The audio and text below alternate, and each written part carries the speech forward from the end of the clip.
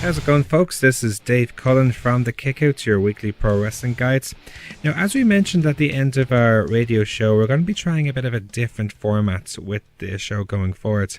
Obviously, the wrestling show, as usual, will be just 1 hour, where we're just covering all the usual stuff like the news, the Irish previews, all the latest going on in WWE, and maybe the rumours that we address. But we figured exclusively to our podcast services, so to the EMC Podcast Network and everywhere where you find our podcasts, like so Spotify, YouTube, and iTunes, we thought we'd just give you guys all the extra good stuff that we would usually talk about on a regular basis during the show. That way, it's more listenable, and in a way it can be more exclusive or more authentic to have it this way. So one thing we did this week, we had a chat with Billy Bedlum from Phoenix Wrestling. We were talking about their upcoming card, Oops, We Did It Again, their second show that'll be happening at the Kino this Saturday, August 24th. We had a chat with him just there where we were talking about all the matches going on, all the cliffhangers from the last show of the likes of Debbie Cattell joining up with Collar and Elbow, what will happen with Ricky Combats, and all the matches there. So let's have a listen now, and here's our interview with Billy Bedlum from Phoenix Wrestling, talking about Oops, We Did It Again. Why, look at what we have here, folks! So joining us on the line now to talk about Phoenix Wrestling's Oops, We Did It Again is Billy Bedlum. Billy, thanks for joining us once again here on the Kickouts. Billy Bedlum, always a pleasure to talk to you guys. Yeah, always a pleasure. Thanks for having me again, boys. No problem at all. So first of all, before we get on to the cards happening this weekend, we obviously have to talk about the reaction you guys got from the previous event, your debut cards. Were you expecting the reaction that you got there when you for your debut show? Well, no, we weren't. We didn't expect that reaction, I suppose. We were optimistic. But and we really like to thank everyone for coming. Thank you guys for coming down. I know there's a big contingency from Dublin came down. Of course. And, that was very special to get you guys down, And so thanks very much. But thanks to everyone that came. There's a lot of familiar faces that I'd seen in the wrestling scene over the years that hadn't been around for a while, and they were at the show. It was great to see them.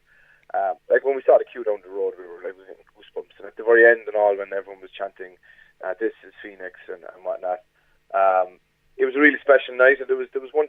I suppose I came down to watch the main event myself at the back, and there was one chant at one point. Bruiser was like Bruner. Cork loves Bruiser, at the Kino especially, and they were chanting Bruiser, and he stopped them, and he started chanting Phoenix, and the whole crowd chanted it back. And honest to God, I got goosebumps. It was an amazing evening, and long may it last. That kind of good vibe, if you know what I mean. It was certainly a hell of an atmosphere that was there as well. And what's great about for a debut show is not just the atmosphere that builds up, but also there's so much cliffhangers, especially going into this card. One I obviously one I have to bring up obviously is the actions of Ricky Combats, who smashed Terry Thatcher with a bottle at the end of the main event there. It just goes to show the kind of character that guy has. He surprised us all. I mean, talk about a coward. To hit someone from behind is one thing. To smash a bottle off somebody's head, it's something. And he's going to explain his actions at the show. Like, he's there to explain his actions, to tell us all what the hell's going on, why did he do it, or what's his train of thought. You know what I mean? I'm not too sure if any sanctions going to be had for his actions yet or whatever. But Terry Thatcher put on a hell of a show. Absolutely. I think it was the first time Terry Thatcher had been to Cork, and the audience immediately loved him. There was a lot of people that know his work anyway that were there, that are wrestling fans that travel up and down the country, and there was a lot of fans coming from Dublin and whatnot. They know him and love him anyway. But there was a lot of fans too seeing him for the first time. You know what I mean? Because I've seen people afterwards, people I know, and they were amazed by him. And then with Combat turn around and do that, I just don't know. Is there any indication jealousy or whatever, or is it kind of trying to kind of stamp his turf or something? I just don't know. It could have been any one of those actions. We'll have to wait and see what he says when he talks about it as well. Another addition that you guys will be having for Phoenix Wrestling will be the Session Martina, who is obviously making a huge name for herself, not just in Europe but overseas in the likes of Japan. So that's a coup for you guys. Francis Martina, yeah, we love her, and she's going to make our Kino debut as well. And we're just going to stock that bar an extra couple of kegs for the session, Matt, because you can't have a party without Martina, you know. So we're delighted to have her in the house. Absolutely. Now going back to what she's doing yet, there's no spoilers. I'm not going to tell you. Oh no, that's fine. It's going to be good. It's going to be good crack. That's fine. That's fine. We look forward to checking her out in Phoenix, obviously. Now going back to bits from the last show going into this show, you yourself will be going 1-on-1 with the fabulous Nikki. Is this a plot for revenge after what happened at the last event? Yeah, well, you know what? I think I didn't get. That didn't go to plan now, did it? Myself and William we were a bit off that night, but I think we have a game plan here going into this, and let's just say there's going to be a couple of surprises in that one, but it's going to be good. Should be interesting anyway. Nikki, he's a great guy, you know, and all that kind of stuff, but I think he might be looking past Billy Bedlum there now for the next show, and that's not going to happen. Myself and William are on the same page. We'll get the job done, goddammit. well, if he underestimates you at his peril. So I have to see what happens at that match as well. Another interesting for William. Kino loves William. Oh, of course. You can't have the shows without William. One match. Another cliffhanger gone into this as well is obviously the actions of Debbie Cattell, who helped Collar and Elbow defeat the Armstrongs at the last event. This time she'll be teaming up with Collar and Elbow to take on Flight Mode, who were incredibly impressive against Morton Hype at the last against. They'll be teaming up with Amy Alonzi in a 6-person tag. What are your expectations for that match? That's going to be a great match. Heel Debbie is in the house, and I think she's going to be a kind of a mainstay now with Collar and Elbow. So that's going to be interesting to see what that way works out. Flight Mode stole the show the last time against Morton Hype. So Matt Schuyler in particular, I got to pick him up, got to point him out. He was fantastic, and then he really showed the kind of the future that guy has in the business, right? And then Amy Lanzi's first night as well in Phoenix. So there's a lot of debuts in Cork and in Phoenix. So we're excited to have Amy down as well. I saw her wrestling myself in Contenders a couple of weeks back against Raven. So she's tough. She's a tough woman, and she won't be fazed by this match at all. No.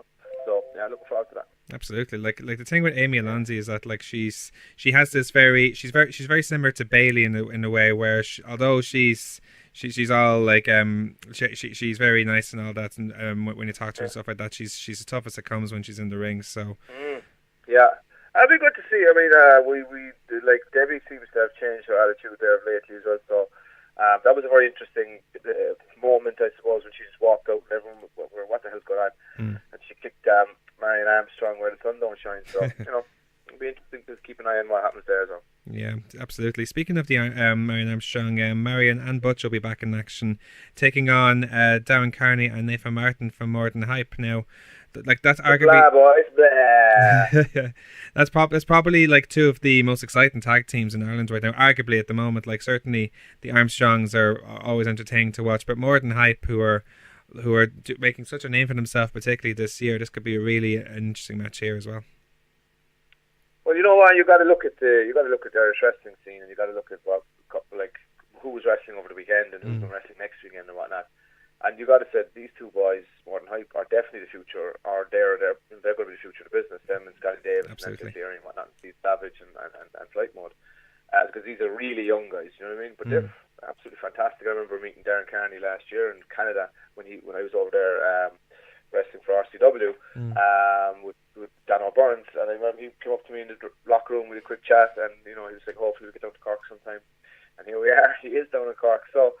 And Nathan as well is a great guy. So against the Armstrongs, it'll be an interesting one. The Armstrongs, the technical prowess of Marion Armstrong and the high flying Butch against the comedy duo of Morton Hype. Wait, no, I got that wrong. Did it around? So no, it's going to be very, because styles make matches, right? And I Absolutely. think they're very different. But Marion Armstrong certainly showed that he can do a bit of technical wrestling there with Justy the last day. So I'm sure he might break some of that out. Again, it's not all shaking the knees and getting the babyface chance going for him. And Butch is coming on leaps and bounds as well over the last 100%. while. So, he's a monster. He's got the packing on the pounds as well. Butch is looking beastly there at the moment. So yeah, be interesting match. Absolutely, like you say, you got mixed up there, but at the same time, you could easily have some comedy from Morton Hype, and you could easily have the technical prowess of Marion and Butch there. So that's what makes that match particularly intriguing. You just don't know. You wouldn't know what would happen there. Yeah. Absolutely. A very interesting contest as well is the triple trap match between Katie Harvey, another debutant for Phoenix Wrestling, will be in a triple trap match against Cork's Raven Creed and Valkyrie. Like, those are three of probably the most exciting women in women's wrestling at the moment.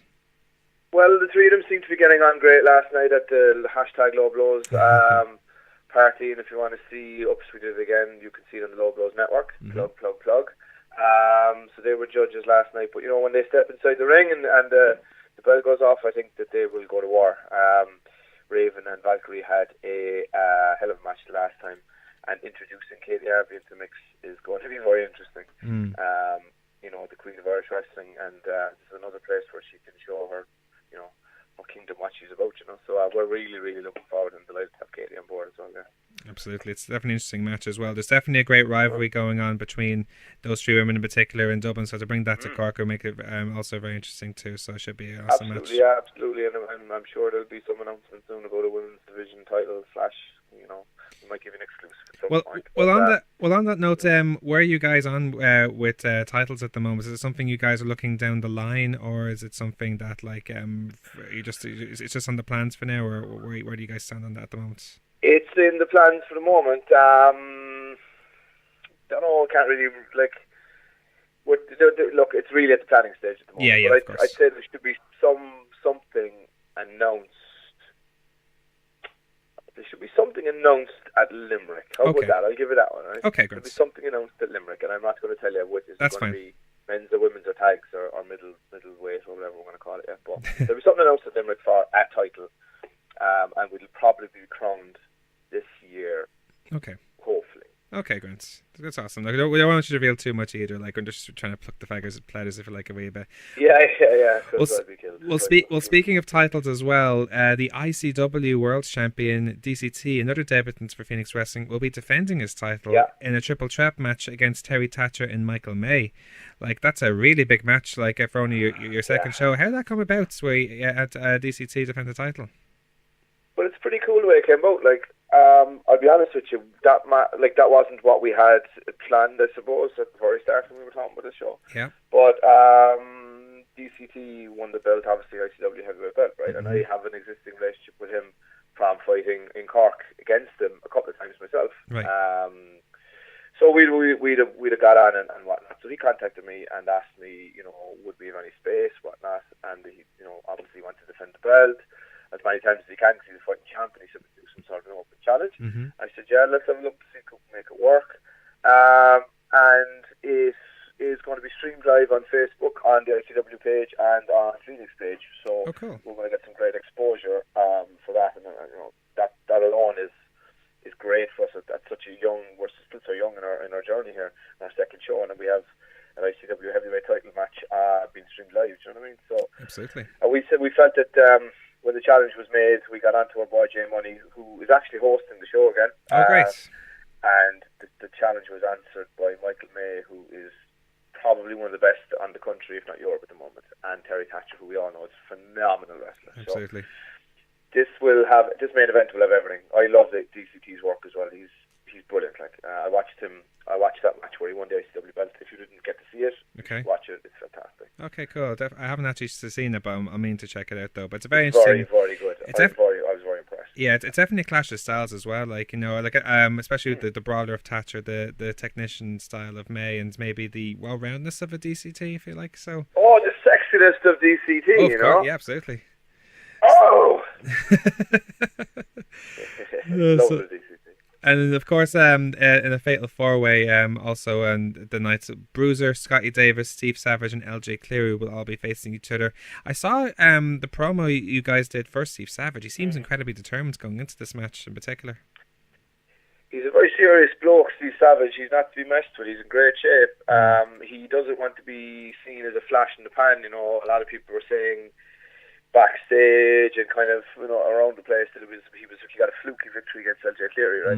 Because LJ is a phenomenal talent, but I think he's very determined to to say that that wasn't. He just didn't have a good night that night.